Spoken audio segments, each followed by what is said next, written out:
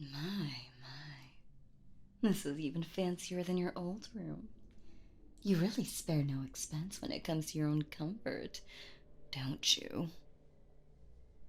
Shh. Don't scream. Don't yell. Don't make a sound. If you do, you won't like what happens to you. I should warn you that I'm not feeling quite as patient as I usually do. It's taken me a very long time to find out where you moved to. That's time that we could have spent together. And when I think of all that wasted time, I get very frustrated.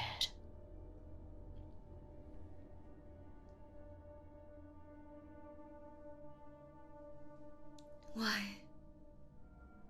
Why did you have to move so far away? Were you really so frightened by everything that happened that you had to run halfway across the country? Shh. I told you to be quiet. I'm trying very hard to stay calm so that we don't spoil this moment, but you're making it so hard for me. So strange that you always make me so angry. When you're on camera, you always try to make your fans happy. I always love that about you. Your performances are always so light and carefree. And yet, when I think of you, and especially when I talk to you, I can just feel my insides writhing and twisting into knots. What you do to me. Quiet.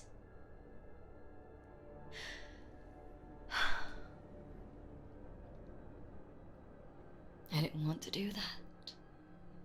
So much of your appeal lies with the way you move. Your charming little expressions. I hate to have to paralyze you, but you just can't listen to me. Such a shame. Oh well. I'll have plenty of times to see all of your beautiful emotions, all of your lovely expressions. I'll make your face twist in all kinds of ways, my love. I wonder, do you even recognize me? It's dark in this room, and I've changed since the last time we met. Oh, so you do? That's good. I would have been so upset if you didn't remember me. If you didn't remember what you did. I just wanted us to be together. Don't you know? I was your biggest fan. Your only true fan. All the others were so shallow.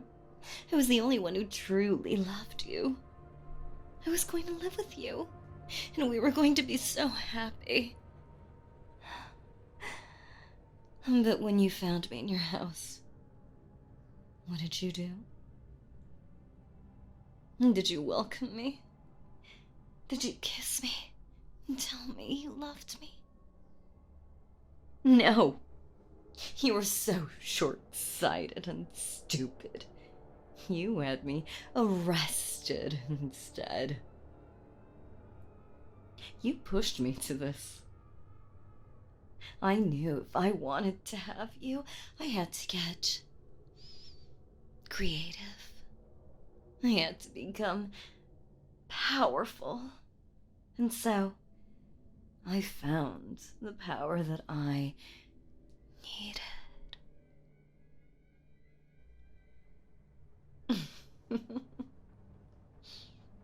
As it turns out, if you just know where to look, you can find all sorts of dark, mysterious creatures. And I tracked down the most powerful one of them all. A vampire. She helped me. Made me like her. Now, there's nothing you can do to stop me from making you mine.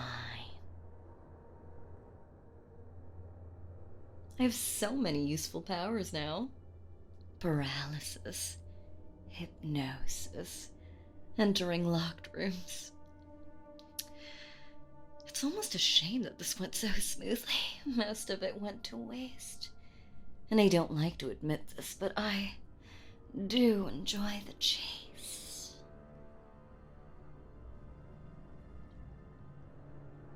But every chase has to end sometime, doesn't it? Time for me to settle down with my one and only beloved. Of course, I can't stay here. I loved the idea of publicly announcing our marriage before and living in your mansion with you. I would have loved rubbing it on all your other fans' faces. But I know now that the world would never accept our love, especially now that I am the way I am. They'd try to take you away from me. I'd gladly kill anyone who tried, but I'd rather spend my time with you, not fighting an endless battle. So, we're going to have to slip away into the night together.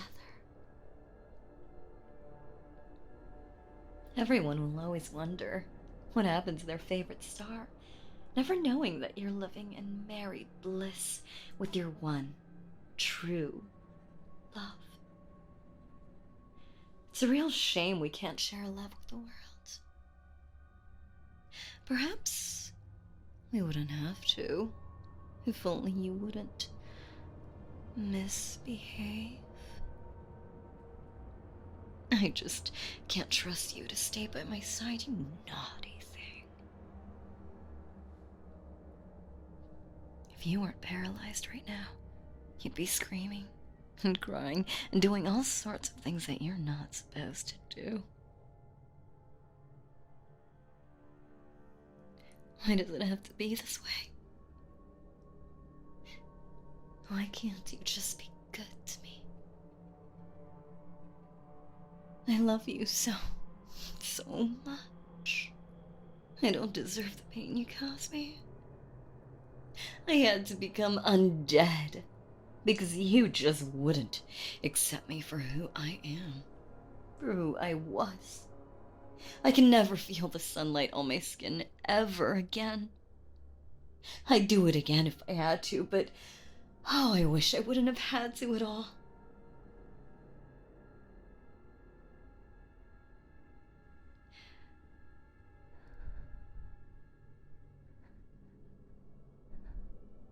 You forced me to do this. You forced us both into hiding, into darkness. I feel this burning in my chest whenever I see you, and I can't tell if it's rage, love, or both.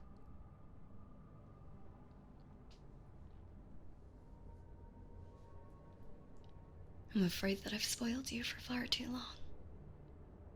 I tried to be gentle and loving, but you always ignored every token of love that I've ever sent you.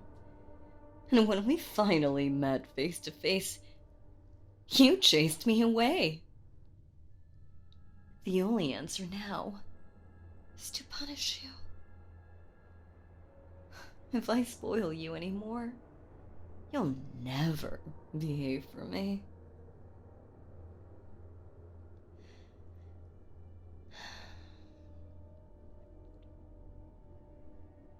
Even though your face is frozen, somehow I can feel the panic behind those eyes. It doesn't make me happy to do this. I never wanted to bring you pain. But, well, maybe I do. A little bit. I remember the first time I saw a video of your performance. You were playing a tragic role. And the expression of pain you wore was so perfect. So heart-wrenching and wonderful. It made me wonder what you really looked like when you were in pain. I just can't decide. Am I happy to hurt you?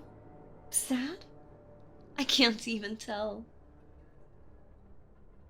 Well, regardless of how I feel about it, this has to happen. You've brought this onto yourself.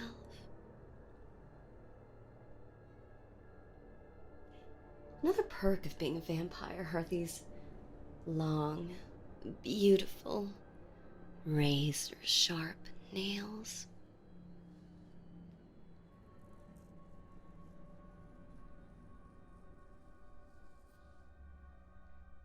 I think they do well for your punishment.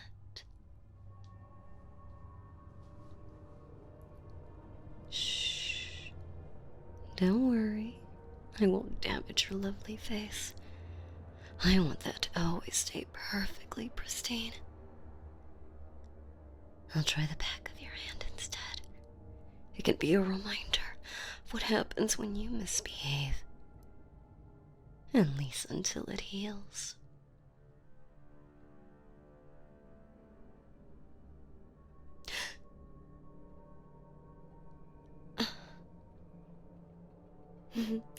I wasn't expecting that.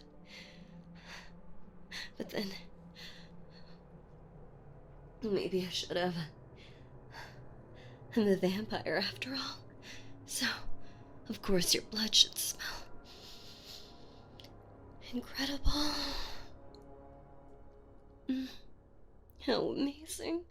It's the most mouth-watering scent I could ever imagine. I have to.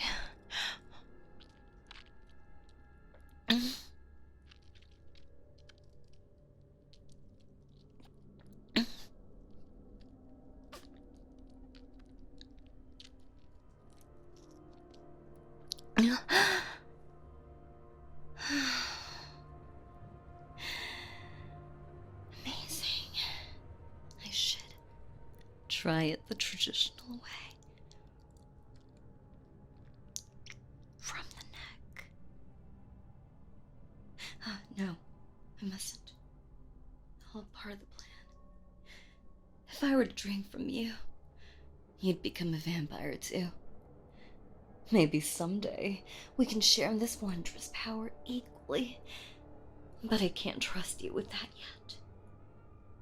You might just run away.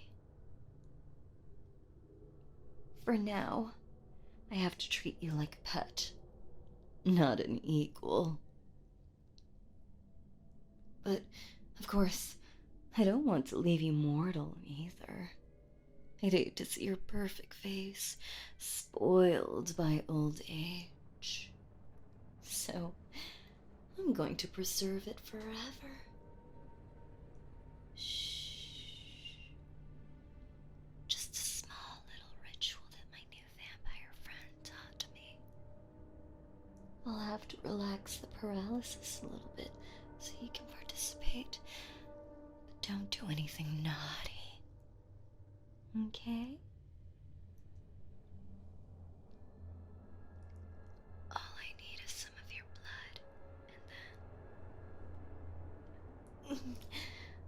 Just a little bit of mine. Mix it together. Now, we each drink. It's only a few drops, so just lick it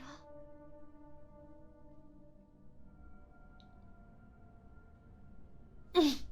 We just finished with your punishment. Bad, bad. You should be listening to me. I'm your owner now, and you have to do as I say. Your punishment will be even worse next time if you don't.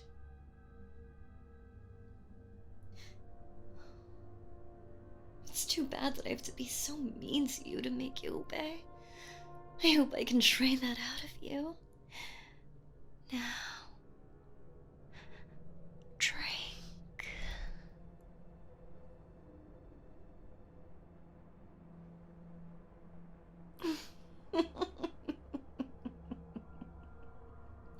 Yes, it's working.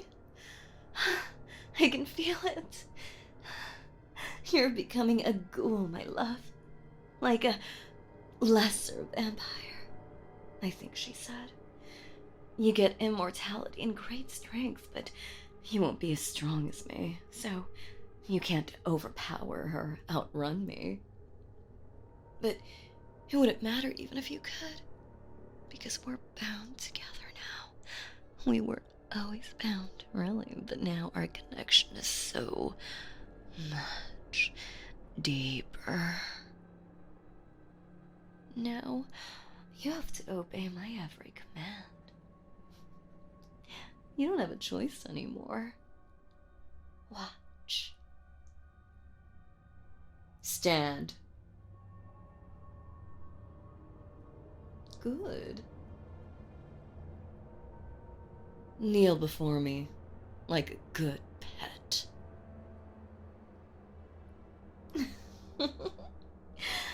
And now, stand and kiss me.